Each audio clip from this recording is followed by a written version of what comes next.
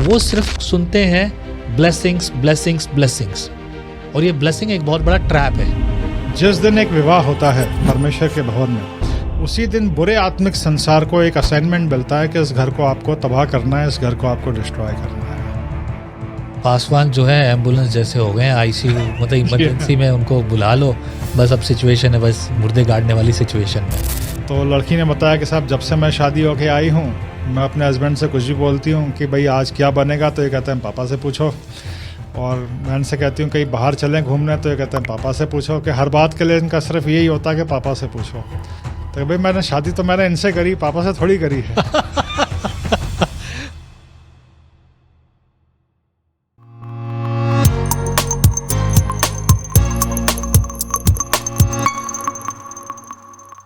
Praise the Lord, जय मसीह की। स्वागत है आपका एक और बार विजनरी रेडियो टीवी के इस खास प्रोग्राम जिसका नाम है let's talk today. Let's talk today में बात करते हैं, बड़ी खास करते हैं वो जो आपके आत्मिक जीवन के लिए खास है, वही बात करते हैं। लेकिन जो करते हैं सिर्फ और सिर्फ पवित्र शास्त्र बाइबल के दायरे में करते हैं, ताकि वो प्राप्त करें जो परमेश्वर की ओर से है। याद रखिए, हम भी मनुष्य हैं, परमेश्वर के बुलाए हुए, चुने हुए। पवित्र आत्मा ने जो हमें सिखाया उस दायरे में बात करते हैं, ताकि आपके आत्मिक जीवन के लिए जो दायरा है परमेश्वर का तय किया हुआ, वो हमेशा बना रहे और आप परमेश्वर के ग्रहण योग्य हो। आज एक बहुत खास विषय पर बात करने आए, एक ऐसी बाइबल आयत जिस पर लोगों की जिंदगी सोचते हुए डावाडोल हो जाती है और वो बात नहीं करना चाहते, even pastors and leaders, even जिनके यहाँ घर में घट रही घटना उनके बीच में। मुद्दा तो बहुत खास है, लेकिन इसी खास मुद्दे पर बात करने के लिए हमारे बीच में है रेवरेंड भास्कर फेडरिक। आइए फिर से मुलाकात करते हैं, एक साथ करते हैं। प्रेज़ द लॉर्ड पास्टर साहब। Praise the Lord. बहुत बहुत शुक्रिया।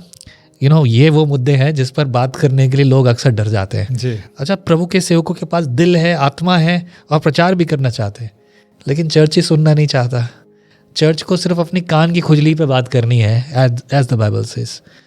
पर यहाँ इस मंच पे हम बात करेंगे, जी हाँ, क्योंकि ये लोगों के लिए ज़रूरी है। जी हाँ। तो सवाल करूँगा सीधा, और वो भी सीधी बात। बाइबल की सबसे पहली पुस्तक जिसका नाम भी उत्पत्ति है और हमारी ज़िंदगी की उत्पत्ति की बात, इसमें दूसरे अध्याय के 24 पद में लिखा है, इस कारण पुरुष अपने माता पिता को छोड़कर अपनी पत्नी से मिला रहेगा और वे एक ही तन बने रहेंगे। अब ये माता पिता को छोड़कर वाली जो कहानी है, ठीक है, शादी हुई है, एक तन होंगे, एक मन होंगे, एक समाज होंगे, एक धन भी होंगे। इसीलिए ये परमेश्वर का सबसे बड़ा वरदान मैं समझता हूँ कि पुरुष और स्त्री को परमेश्वर ने दिया है, वो भी केवल उन दोनों के बीच का रिश्ता। जी, ठीक है। लेकिन जब ये बात आती है कि अपने माता पिता को छोड़कर अलग रहेंगे, ये बात थोड़ा खुलकर समझाइए पास्टर साहब। जी हाँ, ये एक बहुत ही महत्वपूर्ण आयत है और एक ऐसी आयत है जिसको बड़ा नज़रअंदाज किया गया है। जब भी कोई नया घर बनता है, पासबान लोग, प्रभु के सेवक, परमेश्वर के वचन में बहुत सारी ऐसी आयतें हैं जिनसे शिक्षा लेते हैं जी। लेकिन ये एक ऐसी आयत है जिसको नज़रअंदाज करने की वजह से कई घरों में बहुत समस्याएं होती है। विशेष करके हमारे भारत देश में हम देखें, इस पूरे विश्व में हर देश का अपना एक कल्चर होता है। बिल्कुल। हर समाज की अपने कुछ रीति रिवाज होते हैं, हर देश के अपने कल्चर हैं, हर समाज के अपने रीति रिवाज हैं। हमारे भारत देश के अंदर जो हमारी सभ्यता है, जो पहले सब लोग मिलजुल के रहते थे, पूरे परिवार के खानदान के साथ रहते थे, इस एक आयत को नज़रअंदाज करने की वजह से कई समस्याएं उत्पन्न हुई जी। ये एक आयत क्या है? ये एक आयत नए परिवार की रचना के बारे में बता रही है। हाँ। यहाँ जो परमेश्वर का वचन कह रहा है कि पुरुष अपने माता पिता को छोड़ के, कैसे पुरुष जन्म से लेके और जब तक उसका विवाह नहीं हो जाता, परिवार में वो अपने माता पिता के साथ गिना जाता है। ठीक बात है। लेकिन जैसा ही उसका विवाह हुआ, अब परमेश्वर के सामने एक नया परिवार बन गया है। सही बात है। इसका मतलब ये नहीं है कि एक मकान के अंदर अगर एक बेटा रह रहा है अपने माता पिता के साथ, तो वो उस मकान से निकल जाए, अपने माता पिता को छोड़ के अपनी पत्नी के साथ निकल जाए। नहीं, ऐसा ही तो समझ में ऐसे ही आ रहा है। लोग समझते ऐसा है ना। लेकिन इसका एक बड़ा आत्मिक अर्थ है कि अब उस एक मकान के अंदर दो परिवार बन गए हैं और पहले परिवार को, नए परिवार को समझना है और उसको स्थान देना है बढ़ने के लिए। ओके। इसका सबसे अच्छा एग्जाम्पल है, आप एक बड़े पौधे के नीचे एक छोटा पौधा लगा दीजिए तो वो कभी नहीं बढ़ेगा। क्यों? उसको धूप नहीं मिलेगी और उसको वो बाकी सारी चीज़ें जो बढ़ने के लिए चाहिए वो नहीं मिलेगी। बड़ा पौधा ही सब कुछ ले जाएगा। ठीक बात है। हमारा जो इंडियन कल्चर है जिसमें लड़की अपना घर परिवार छोड़ के और लड़के के घर में आती है, आम तौर पे मैंने देखा अपने पासबानी खिदमत के दौरान कि कई बार जब परिवारों में समस्याएं होती हैं, लोग ये कहते हुए पाए जाते हैं कि भाई लड़की के परिवार वालों का कोई दखलंदाजी शादी के अंदर नहीं होनी चाहिए, शादी के बाद। हाँ। पर हकीकत यह है कि हमारे इंडियन सोसाइटी में और हमारे देश में लड़के वालों का दखल ज़्यादा उस नए परिवार में होता है। हाँ, सही बात है। माता पिता या उस घर के अंदर वो लड़की जो आई है, हाँ। उसको अपने पति के साथ जो माता पिता मिले हैं, भाई बहन मिले हैं, सबका वो सबको प्रेम से निभाने की कोशिश करती है, लेकिन उन सबका दखल उस नए परिवार में इतना ज़्यादा होता है हाँ। कि वो नया परिवार हिलने लगता है। कभी कभी तो नया परिवार बढ़ ही नहीं पाता है। इस आयत की गंभीरता को और सही अर्थ को समझना ज़रूरी है। अभी हम ये भी जो यहाँ पे जो बातचीत कर रहे हैं, हम प्रार्थना करेंगे कि परमेश्वर पवित्र आत्मा इस आयत का सही अर्थ लोगों को बताए। सही बात है, ये प्रार्थना का विषय तो बनता है। हाँ, खास तौर पे उन घरों के लिए और परिवारों के लिए हमारी प्रार्थना है जो बड़े परिवार हैं जी, या जहाँ पे एक नया विवाह हुआ है, उनके ऊपर माता पिता भी हैं, दादा दादी भी हैं, कई बुजुर्ग भी हैं। सही कहा।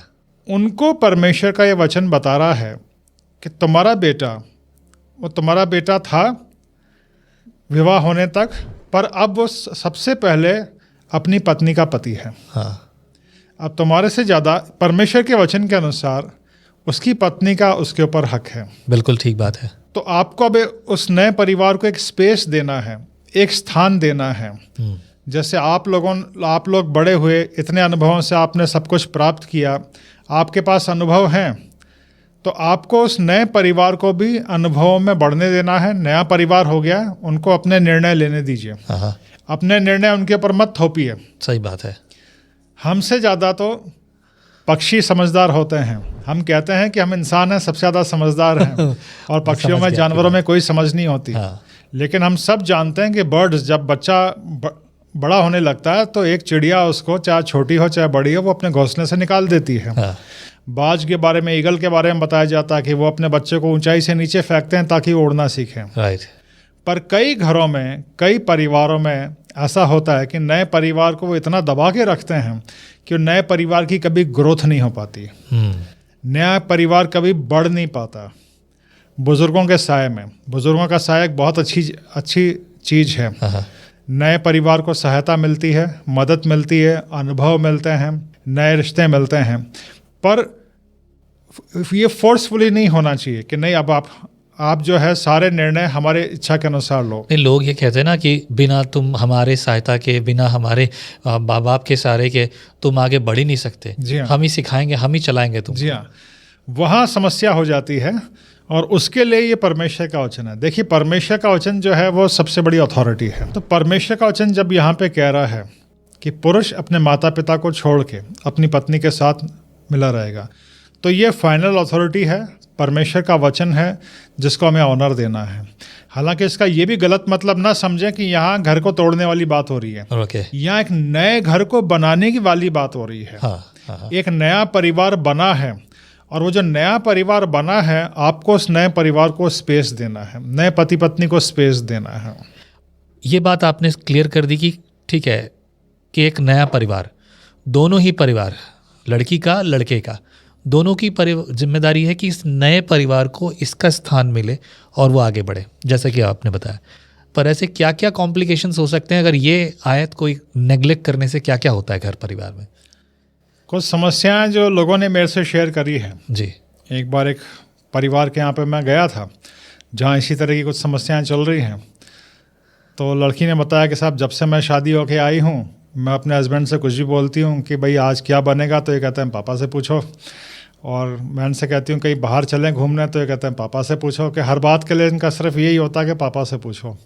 तो भाई मैंने शादी तो मैंने इनसे करी, पापा से थोड़ी करी है। सही बात है। तो इतना ज़्यादा दबाव भी नहीं होना चाहिए। इसीलिए ये बड़ा ज़रूरी है कि एक जो नया घर बनाया, नया परिवार बनाया, आप उसको स्पेस दें, आप उनको थोड़ा सा इंडिपेंडेंट होने दें, आप थोड़ा सा उनको उनकी इच्छा पे छोड़ें कि वो कहीं भी आ जा सकते हैं, घूम फिर सकते हैं। हाँ, कहीं उनको मदद की ज़रूरत, कहीं आपको लग रहा है कि वो गलत जा रहे हैं। देखिए, फाइनल अथॉरिटी परमेश्वर का वचन है। लड़की के परिवार वाले भी जो भी सिखाएं, परमेश्वर के वचन के अनुसार सिखाएं।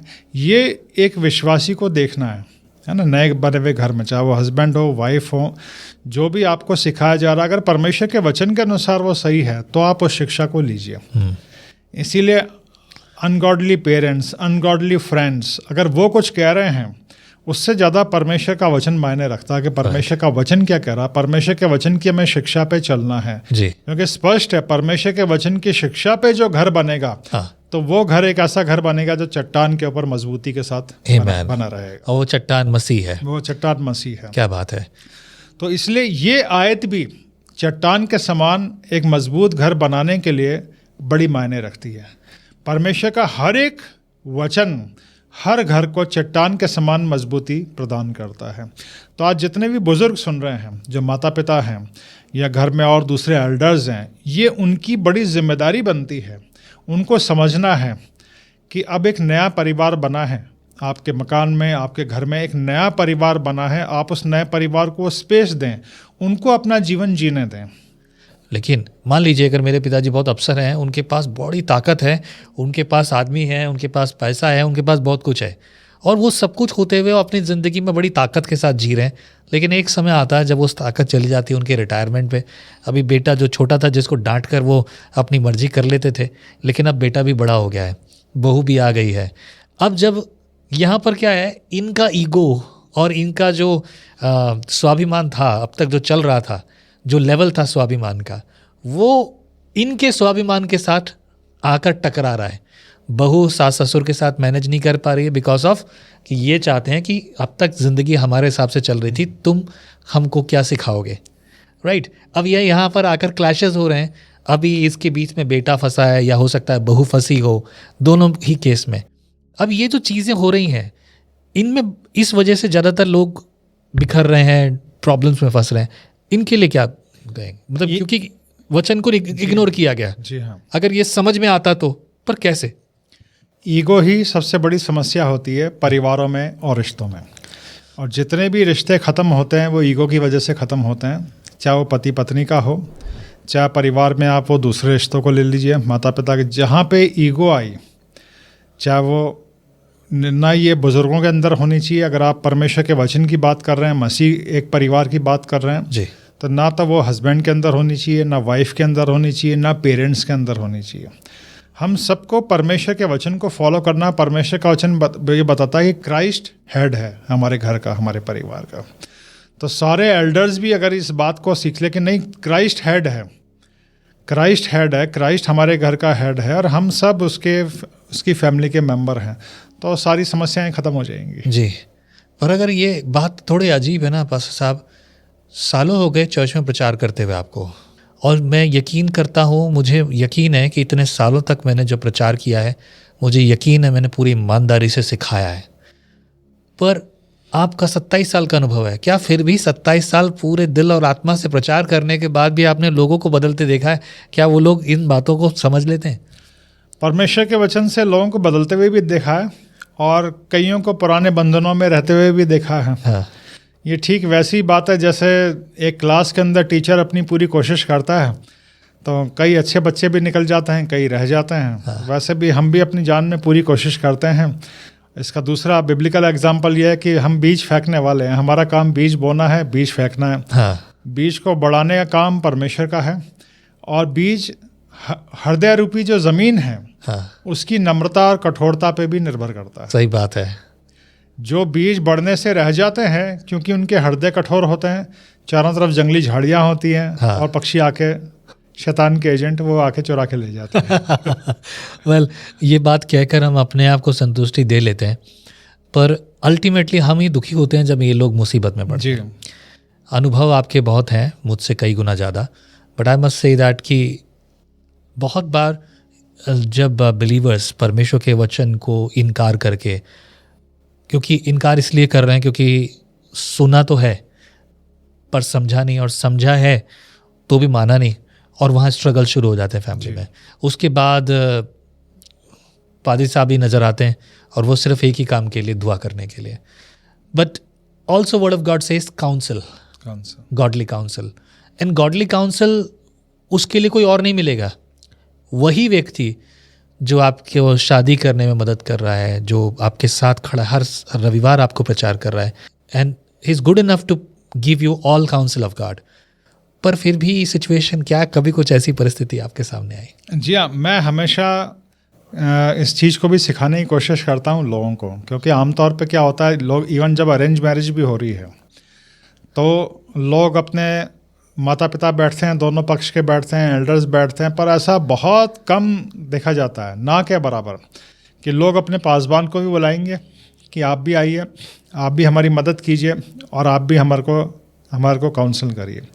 जबकि लोग जानते हैं कि ये हमारा आत्मिक अगुवा है, परमेश्वर ने इसको अनुभव दिया है और परमेश्वर की आत्मा की अगुवाई से ये हमारी अगुवाई करता है। लेकिन ऐसा बहुत कम देखने में आता है, ना तो जवान लड़के लड़कियां, ना परिवार वाले अपने पासबान को बुलाते हैं उस समय जब विवाह की बात शुरू होनी होती है या वहाँ पे कुछ फाइनल डिसीजन लेना होता है। पर हाँ, जब समस्या हो जाती है, बाद में दुर्घटनाएं होती है, तब कहते हैं साहब आप आके प्रार्थना करिए। हम तो प्रार्थना करेंगे, हमारा काम है प्रार्थना करना, हम तो हर समय प्रार्थना करेंगे। लेकिन जैसा अभी आपने कहा, ये बिल्कुल सही बात है कि जब आप काउंसिल लेने हैं, समय से पहले अगर काउंसिल मिल जाए आपको सही, जब आप ये विश्वास रखते हैं कि ये एक पासबान है, परमेश्वर का सेवक है, ये हमारे लिए प्रार्थना करता है, ये हमें अगुवाई दे सकता है, तो जब विवाह की बात चल रही है, चाहे वो परिवारों में हो, चाहे लड़के लड़की में आपस में हो, तब भी अपने पासबान की मदद लीजिए। मेरा हमेशा यही सिखाना रहता है लोगों को, तो उससे आपको और बेहतर रिजल्ट मिलेंगे। पासवान जो है एम्बुलेंस जैसे हो गए हैं, आईसीयू मतलब इमरजेंसी में उनको बुला लो, बस अब सिचुएशन है बस मुर्दे गाड़ने वाली सिचुएशन में। पर अगर ये काउंसलिंग की बात करें, आप मेन लाइन चर्च में बहुत लंबे समय तक आपने सेवकाई की है, अपनी ज़िंदगी की सारी सेवा आप पिछले 3 सालों से एक सही कलीसिया के सही सिद्धांतों के अनुसार। सवाल ये है, इतने सालों में कभी आपने काउंसलिंग और ऐसे प्रोग्राम्स को लीड किया है चर्च में? बहुत सारे प्रोग्राम्स को, इवन मेथोडिस्ट चर्च के अंदर भी संडे सर्विस के अलावा, कन्वेंशंस के अलावा, सेमिनार्स के अलावा मैंने हमेशा कोशिश करी। इवन हमारी चर्च में जो एल्डर्स होते थे, जिनको ले प्रीचर्स होता था, उनके लिए सेमिनार्स रखे, बाइबल के ऊपर, जवानों के ऊपर सेमिनार्स में हमेशा रख के उनको सिखाने की कोशिश करी। उसके बेहतर रिजल्ट भी मिले। कई ऐसे भी जीवन देखने को मिले जिनको 10-10 साल सिखाया गया पर कोई फ़ायदा नहीं है उनके जीवन में। ओके, कुछ अच्छे रिजल्ट, कुछ एग्जाम्पल दे सकते हैं कि इससे फ़ायदा क्या हुआ?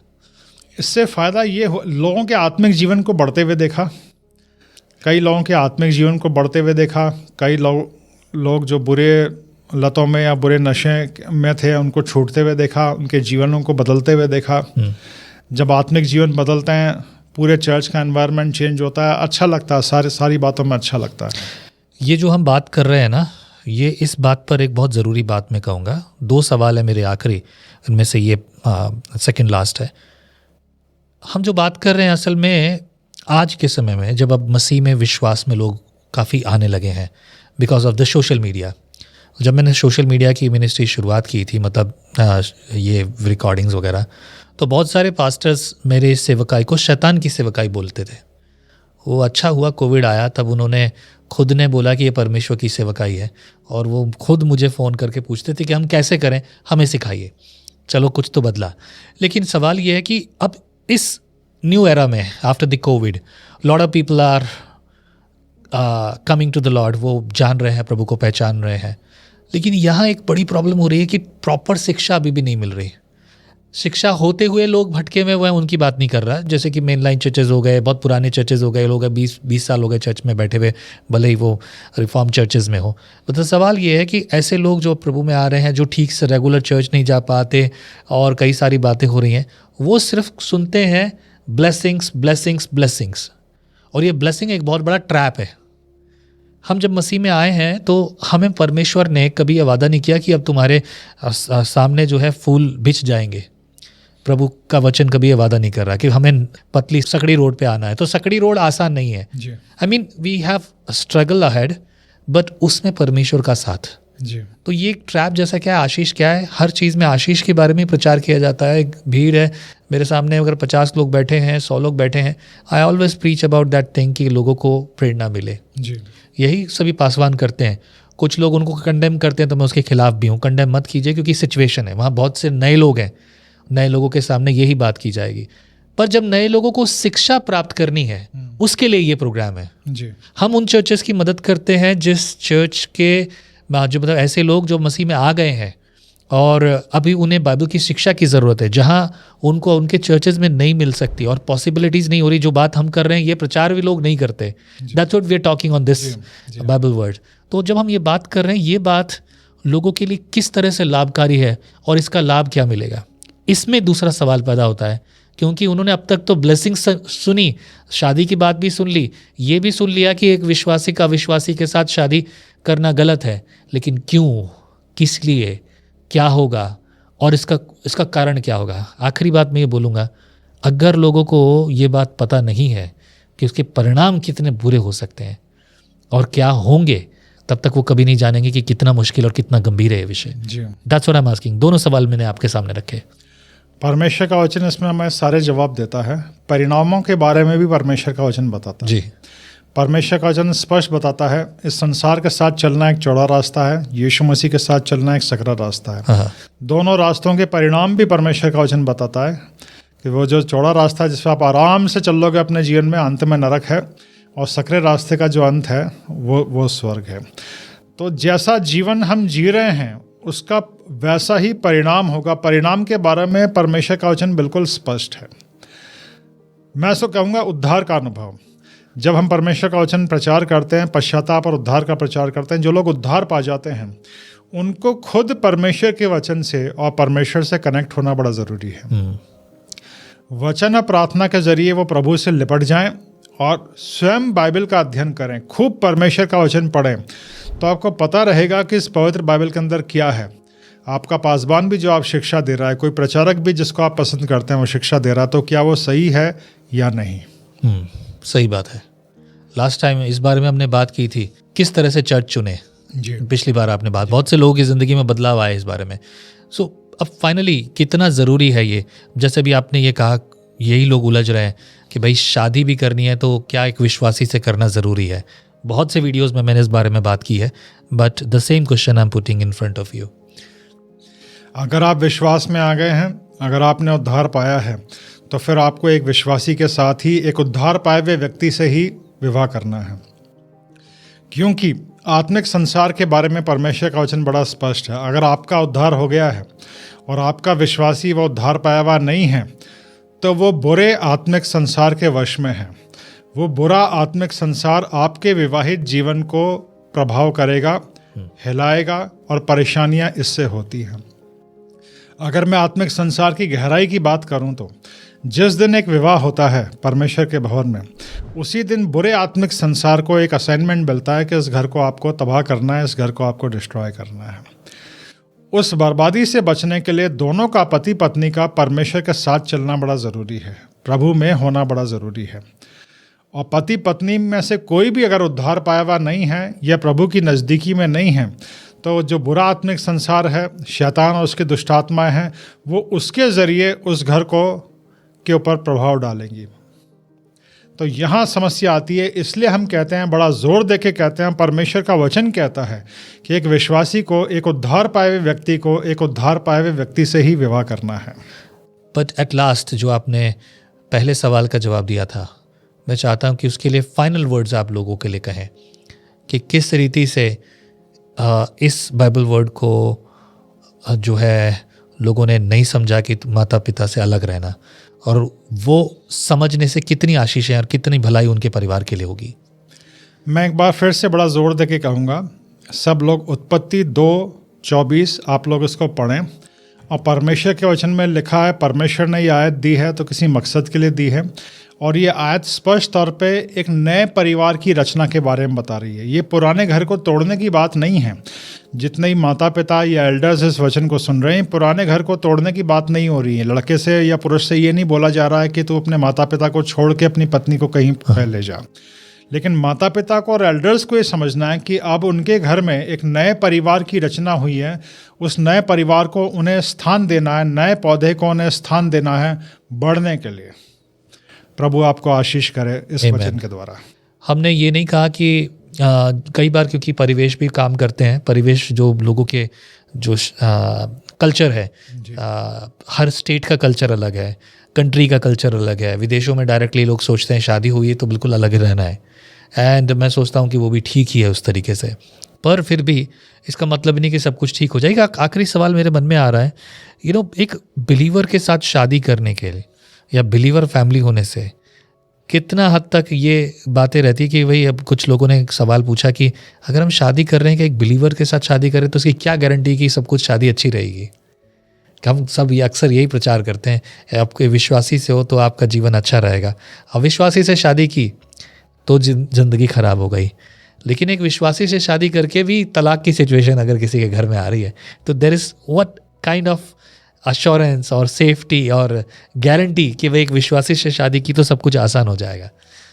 जड़ की बात यह है कि सब कुछ अच्छा तो हर रोज परमेश्वर के साथ चलने से ही होगा। क्या बात है सब कुछ खत्म कर दिया आपने। आपने विश्वासी से शादी करी, बहुत अच्छा किया। हाँ। अब आप दोनों को हर रोज परमेश्वर के साथ चलना है। हाँ। आप विश्वासी हैं, बहुत अच्छी बात है, प्रभु को महिमा मिले, पर अब आपको हर रोज परमेश्वर के साथ चलना है, वचन प्रार्थना के जरिए हर रोज उसके मार्गदर्शन को लेना है, तब आपके जीवन में सब कुछ सही रहेगा। क्या बात है। So now this is the final answer. जवाब लंबे चौड़े नहीं है पर समझने के लिए है। हमारे प्रोग्राम आपके आत्मिक जीवन की उन्नति के लिए, जो हम पवित्र आत्मा की ओर से उसके समझ और बुद्धि जो हमें प्राप्त है उसकी ओर से बात करते हैं। तो प्रभु आपको प्रेरित करे। यदि आपके मन में कुछ सवाल है तो नीचे लिखे नंबर पर फ़ोन मत कीजिए प्लीज़, सिर्फ व्हाट्सएप पर मैसेज कर दीजिए। अगर आपको नहीं आता तो किसी और को बोलिए, फ़ोन मत कीजिए, ये नंबर फ़ोन करने के लिए नहीं है। और यदि प्रभु ने आपके मन में बोझ डाला है तो इस सेवकाई के लिए आप हमें ऑफरिंग ज़रूर भेजें ताकि हम अपने काम को बढ़ा सकें और आत्मिक ज़िंदगी के लिए, आत्मिक सेवकाओं के लिए काम कर सकें। किसी बिना इन्वेस्टमेंट के किसी की ज़िंदगी नहीं बचाई जा सकती। आपकी मेरी ज़िंदगी के लिए परमेश्वर ने यीशु मसीह के लहू को इन्वेस्ट किया है और आज हम बच गए हैं। वैसे ही हमें भी दूसरों के लिए वो वचन आगे तक पहुंचाने के लिए इस इन्वेस्टमेंट की ज़रूरत है। यदि प्रभु आपके मन में बोझ डाले तो ज़रूर मदद करें। Be blessed in Christ. प्रभु आपको आशीष करे। आमीन। Praise the lord. Praise the lord. Thank you pastor साहब। Thank you so much. प्रभु की स्तुति हो।